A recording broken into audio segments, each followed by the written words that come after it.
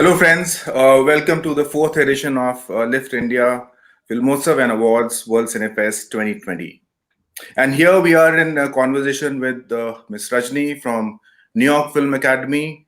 She has submitted us a beautiful film, The Day I Met Joshua. Hi, Rajni. Hello. Hi. Good to see you. Same here, same here. Hi, Sahitya. Hello. Sahitya is our selection panelist, Rajni. Hi, Sahitya. Hi, Rajni. We have given him a lot of troubled times, because this guy has to go through thousands of films to bring it to the final selection and the nomination process. It So, right? so he's one man who is continuously angry with us. Not at all. All right, Sahitya, I would like you to ask something to Rajni about the film. Yeah. Hi, Rajni. First of all, congratulations on the selection of your movie. Thank you. And the first thing that I felt when I read the title was that there might be a romantic love story happening between two people, and the protagonist is telling us that let me tell you about the day I met Joshua. But that's not the case. So, can you please tell us how you conceived this film and how did the title fall into place? Exactly.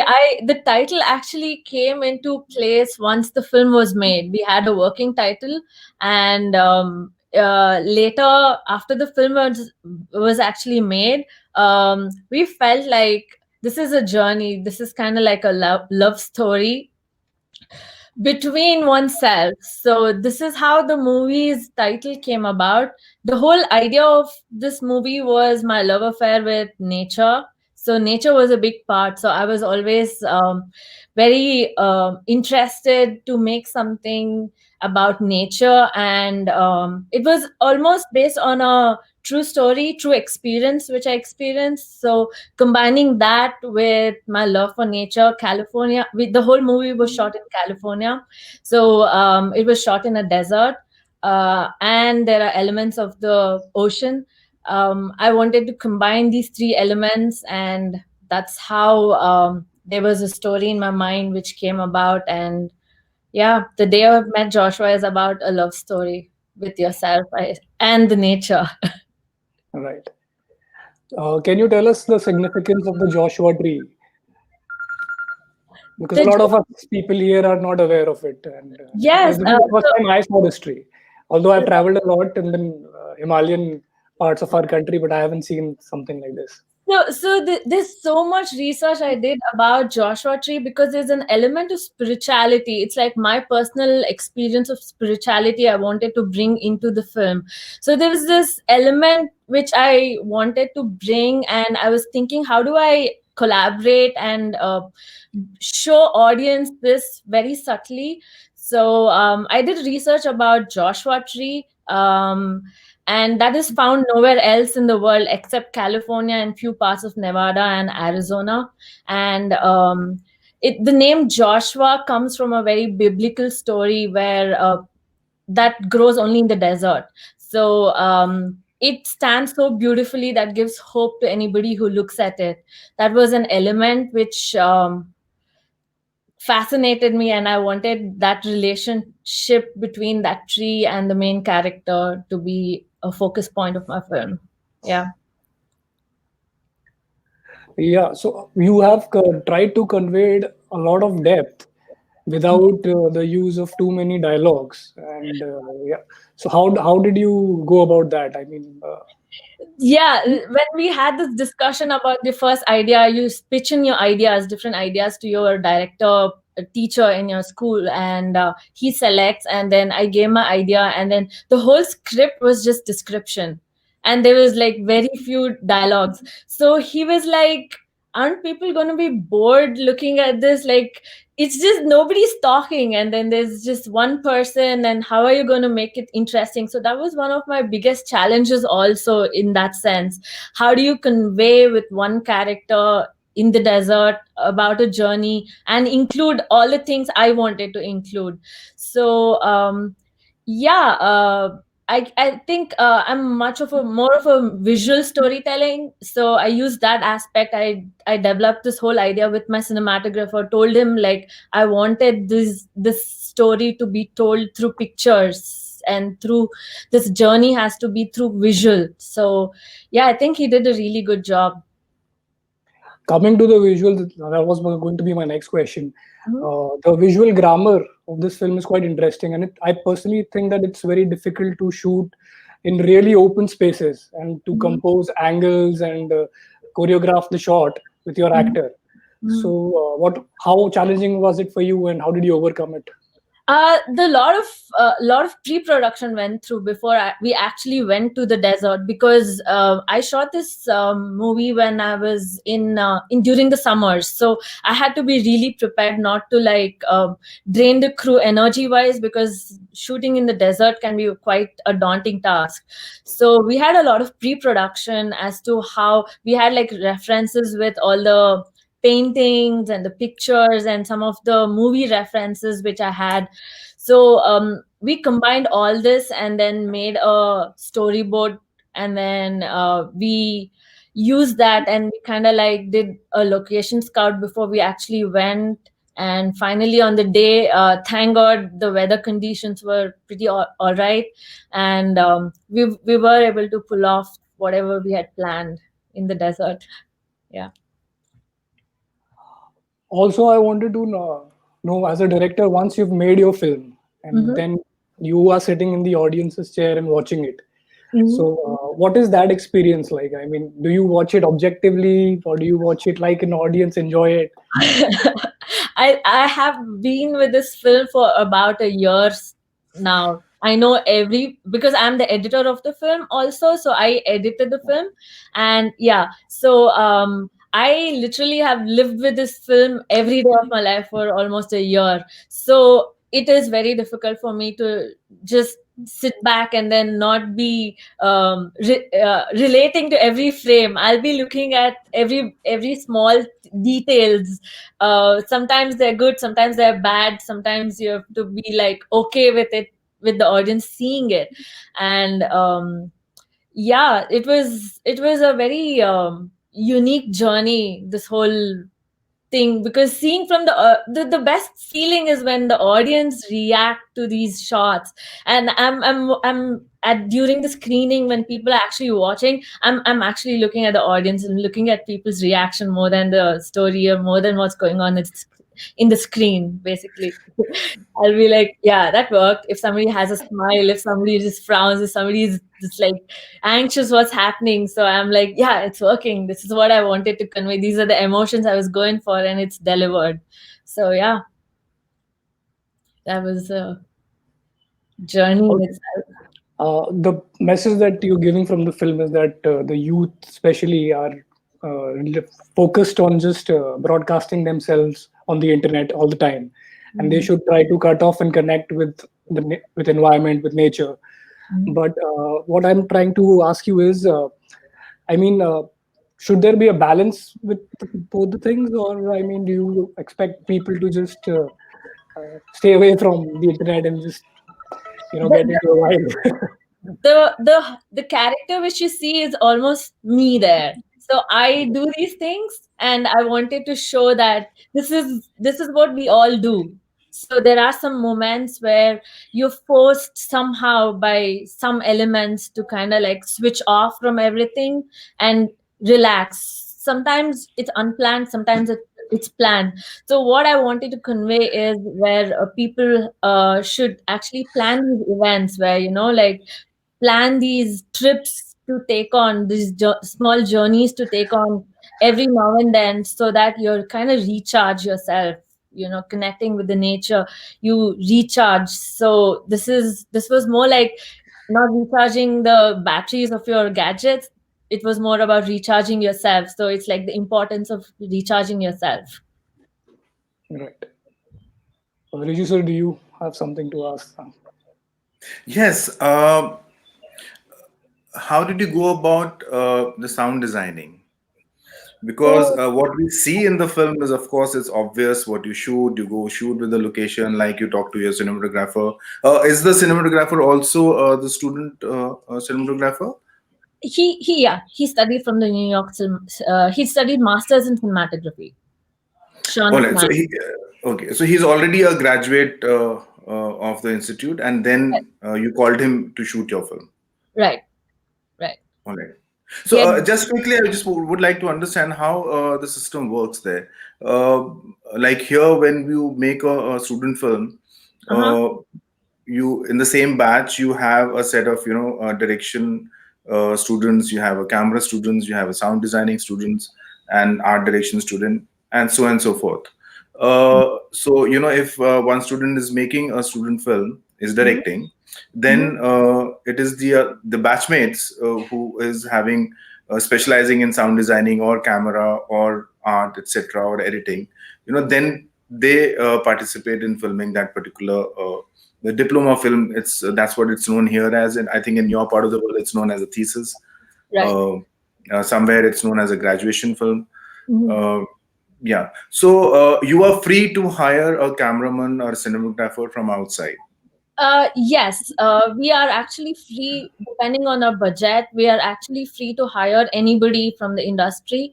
But having been working with these group of people, this close net of people over like a year, we studied together and then we've collaborated on all the previous projects. So we kind of like talk to each other and know like when you're working on a set, you kind of like audition different crew members how they're working, and you see like, yeah, I want this person to be on set. And this is kind of like striking a balance mostly with the budgets, because you don't have much budget as a student filmmaker.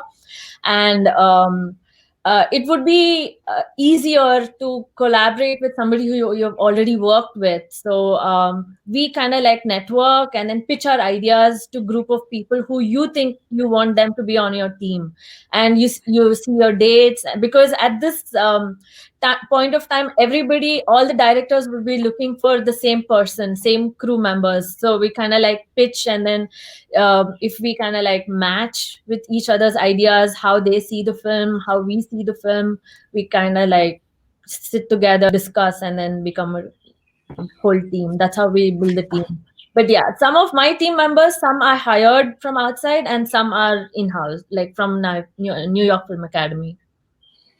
Yeah, so I'll go back to my question, which was about the sound designing. Sound designing. Oh, this was actually one of my favorite process, because the composer was not a New York Film Academy student. He was actually from the industry, and he's worked with Hans Zimmer and in few of the major films. So I was really lucky to have found this person during the COVID times. It was also one of my favorite part, I say, because this was the first step in the post production where I had to actually collaborate with another person outside myself. Because I had been editing. Now that I was almost through my editing, I had to like consult and talk to another person, and that was a very unique experience, because he had so much experience working on big budget films and stuff. So it was in a way very easy, because he literally understood what I wanted and what I was going for. And usually you tend to give your version of your movie through sound references, but then I actually didn't want to give him this references. And I didn't tell much about my film. I just showed him what I had, and then I wanted him to give me a audio audio narrative to the film through his artwork, basically. So that's how I wanted to collaborate with him. Once he saw my movie, he understood what I was looking for. I gave him few points where the characters, what they feel, and then how it's supposed to be. And he gave me this whole beautiful music, 3 songs he composed especially for this. And I think it was a very beautiful process, especially this is just the music composition part. He did the sound designing and Foley also. So there's so many elements which are very subtle, which you don't really like hear or really notice, but it's there in the background, which adds so much. It enriches your picture in so many ways. So he got in so much into the movie, like things which I did not even think of. And that's the beauty of collaboration. When you collaborate with somebody who has so much experience, I think this is the highlight. Like they just get it. You work with such beautiful people, and yeah, beautiful collaboration happened during this COVID pandemic. It was almost like it was a boon for me, because I found these people, otherwise I wouldn't have met. Yeah. Yes, I mean, COVID has been a boon for a lot of things. For example, even for Lift India, for a festival like us, we are able to have an online session with you. You're sitting there in California, US. Uh, Otherwise, it wouldn't have been possible if we were doing our live event. We wouldn't have been able to have this sort of a connection with the filmmakers who are submitting their films to our festivals. We were just simply screening the films without meeting to know or get to know the directors of the films. Right. So this, of course, COVID has worked as a boon, constructively and positively, like Yeah, I you know. just I'm just mentioned. counting my blessings now. It has brought the world together. Made it smaller. It was already small, and it has made it further smaller. It shrunk it, and it is brought down to our laptop screens. So what you're trying to say is that were the sounds which you have used as part of the designing, were they originally created, or some of them were all the stock sound effects were also It, used? it was all actually recorded by the the sound designer. Sorry, he All actually right. recorded these sounds. It So was they are post actually production. created for the film. Yeah, absolutely customized. Yeah. It's customized. And what about the music? Because I think the music in this film plays a major role in highlighting and underlining the emotions Yeah. and the transitions of Yeah. the situations. It's like it's amazing. So was that also customized? He made the whole music very customized. He even re-recorded some of the instruments, especially like some instruments which are very which plays a very crucial role in at some points in this film. He re-recorded them just so that it fits perfectly, like when she opens her eyes or when she touches something, that should start, like the music should start at that time. So it was very that's why I felt like this was the most enriching of all the collaborations I did in my film. The music, I learned a lot from. In fact, like I learned so much from working with Jonas. Jonas is who gave music to your film. Yeah, his name is Jonas Peterson. He's from Germany. Okay, so he is present there, physically present there with you when he gave the music, or it was all being done on internet? It was all being done on the internet. I learned so many technologies where you can like have a Zoom meeting as well as hear his music instruments through another software platform where that was live getting channeled. Like I could hear what he was playing without any lag. So there's so much technological bad. I thought initially, like, how are we going to do this? Like, I don't want to like travel and stuff, and he didn't want to do that. And then we figured out a way, and it was just so amazing, so seamless. And also the fact that I wanted to add, throughout this whole process, my crew members, my film crew members, I think we represent almost like 8 different countries around the world. Wow. 8 different Wow. countries. Yeah, that was one of these really beautiful thing where you overcome cultural kind of like I don't want to say blockages, but The um, the ev- differences. yeah, cultural differences. When you overcome that and everything is going smoothly, that's like one of the biggest achievements. Yes, I guess that's what is common between sports and filmmaking. It's like you have so many people working together towards a common goal. Everybody It's speaks like, the same language at the same time. yes, yes, yes. We bring back. Um, yeah. How did you go about the casting of this film? I mean, the actor Oh, that you have chosen. So, how did you cast her, and who so is she? Kelly, I know Kelly. So basically, we had to register through Backstage. Backstage is a casting platform here, and you put out your script, and then you give out characters, and you call for actors, and they all submit. I think I got more than like 250 submissions for each character, or around 250 to 300 submissions. So the fact that we have to go through all that and then kind of like cut down, like what Sahitya does, see how so many things and then refine that and then select. So casting could be something very similar where you have so many people and then you have to make the right decision as to who can portray, like how do you feel if they can like convey these messages and stuff. So I had actually casted a person, and it was like 5 days before film, she calls me and she says there's conflict of dates, and she backed out of the film. And that was like a big crisis which I kind of had to overcome. And Kelly was my second option initially, so I had to call her back and then recast her, and then we went through this whole rehearsals and all that. Like every day for the next 5 days we met up, we went through rehearsals, and then I think certain things happen so that like you have to take a rough patch to overcome that, to it guides you to where you actually have to reach something. I don't know, I believe in such things. Maybe it all happened, so I meet Kelly, and then she was able to portray this so beautifully. Like one person, she did a really great job telling the story. Yes, I guess it takes so many people to identify a good director, and we are always scouting for the directors of the future, and you certainly stand in that list. Because your film, it started before having actually started. When I say that, I mean is that before the visual came of your film, I mean your film had already started with the audio.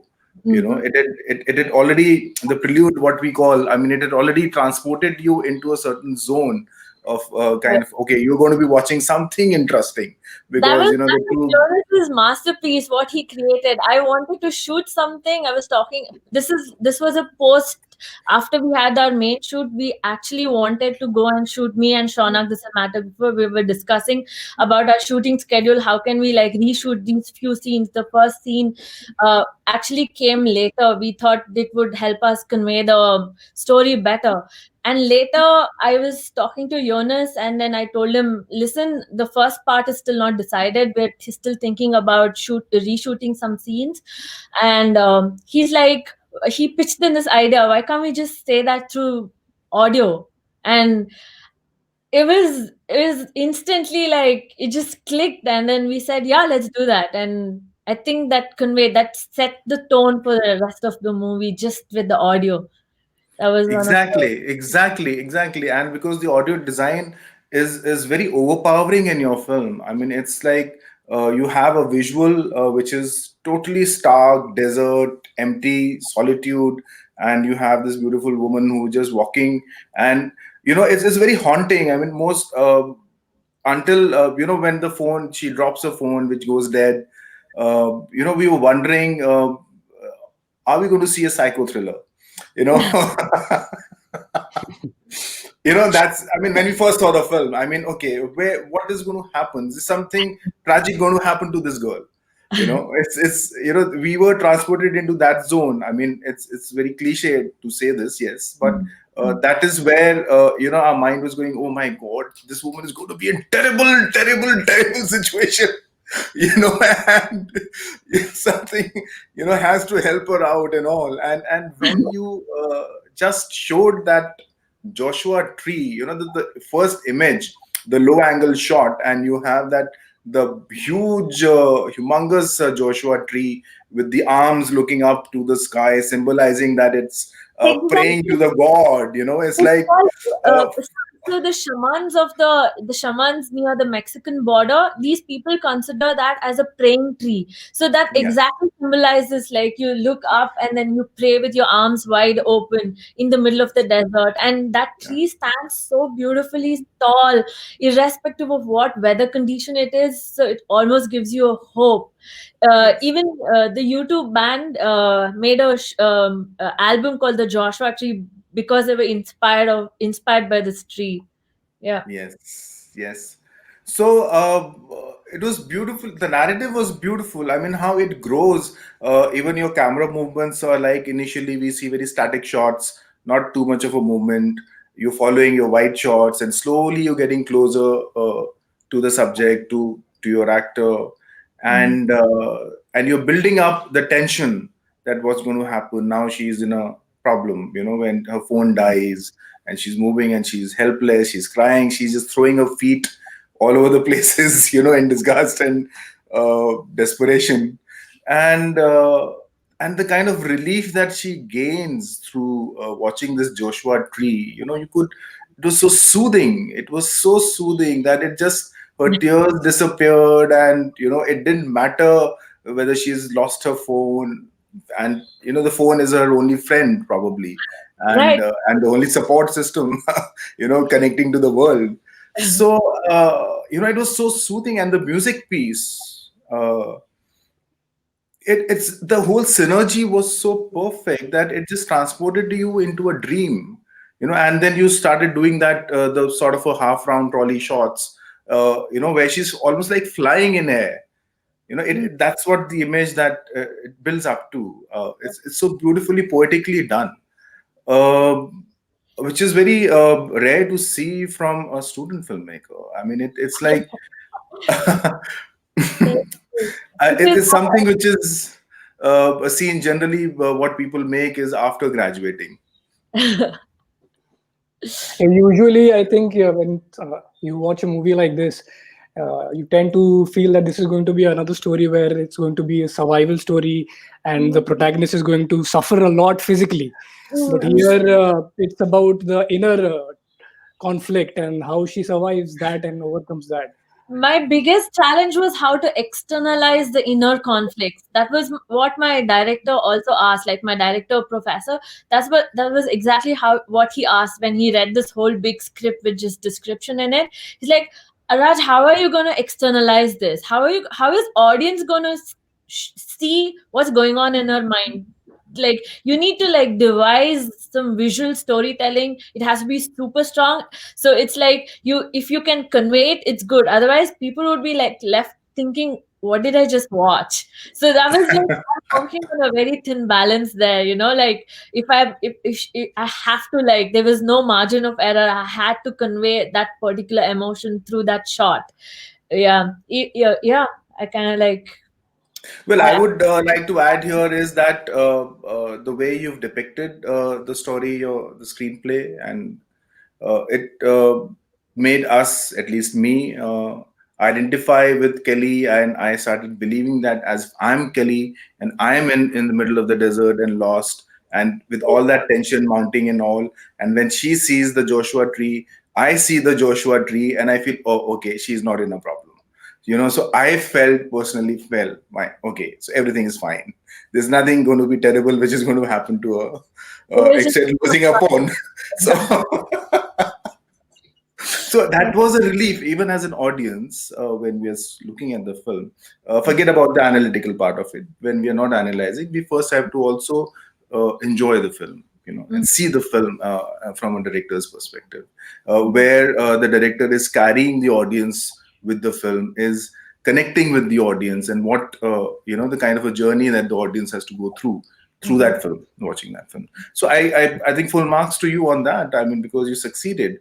You didn't have to walk into showing a lot of gimmickry of visuals in this kind of film. I think it was a good decision of yours that you stuck to your visuals, which is telling a story, and didn't resort to any additional the visual wizardry that we call.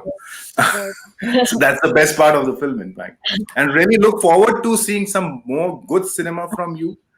yes. Yeah, actually, And it's good.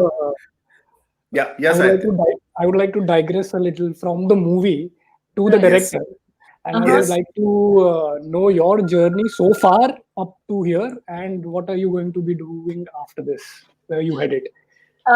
So when I initially started my career, I was in television broadcasting, doing sports broadcasting in particular. In India for 4 years, I did that, and then I felt like my calling was to say stories, my own experiences. I always wanted to say stories, so I love photography. So I picked up with photography. I used to like click so many pictures, try to make a narrative out of that. So and then I kind of like followed this whole calling of being a filmmaker. So it was a very organic process. It was like, it was not stressful as to like I had to take the step, or somebody was forcing me to do that. I was just in love with what I was doing. So it felt very organic and felt so right when I started my master's, when I did my master's in filmmaking. And after this whole journey of making my short film, and then sending it out to festivals, now I think I've fallen in love with what I'm doing right now. So right now, during the COVID, I actually directed a mini web series. It's a Spanish web series. I have my love affair with the language of Spanish. So I did a web series, a mini web series, which is streaming on Amazon Prime right now. And then right now, I'm currently working on a feature film in India, which I hope to shoot by next year, depending on the pandemic situations. So I'm just looking forward what is next. Basically, I feel like I'm ready to take on. Exactly, and we are waiting to see some good film from you. And welcome back to India. It's good that an Indian has made such a beautiful film from New York Film Academy. It makes us proud, and it makes Lift India proud that we have such a solid filmmaker in the making to look ahead. It's like so. And thank you, Sahitya, for selecting such great films. Thank you All the best. so much. All right. So on this note, we'll wrap this session, and we'll definitely connect again, Rajni. I'm looking forward to it. Thank you so much for your time and for, like making this work irrespective of time zones. I know you must be working so much around the clock.